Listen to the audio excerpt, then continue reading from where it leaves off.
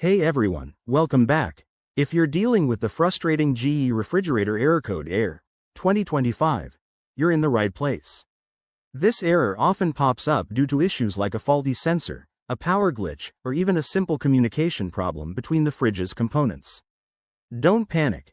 Most of the time, you can fix it yourself with a few straightforward steps. I'm going to walk you through the process so you can get your fridge back up and running in no time. First things first, safety is key. Start by unplugging your refrigerator from the wall outlet to avoid any electrical risks. Give it about 5 minutes to fully power down. This reset can sometimes clear the error code on its own. Once that's done, plug it back in and check if the error code has disappeared. If it hasn't, let's move on. Next, inspect the basics. Open the fridge and look for any obvious problems, like blocked vents or coils that are caked with dust. Use a vacuum or a soft brush to clean them out gently. Also, check the door seals for any damage or gaps that might be causing temperature issues, as this could trigger the error. If that doesn't work, you might need to delve a bit deeper.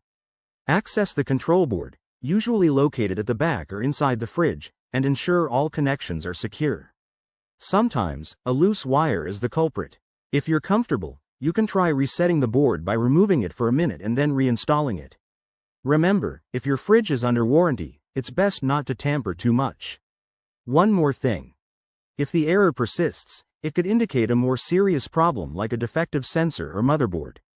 In that case, contact GE customer support or a certified technician. Fixing this yourself can save you money, but always prioritize your safety. There you have it. Simple steps to tackle that ERR 2025 code.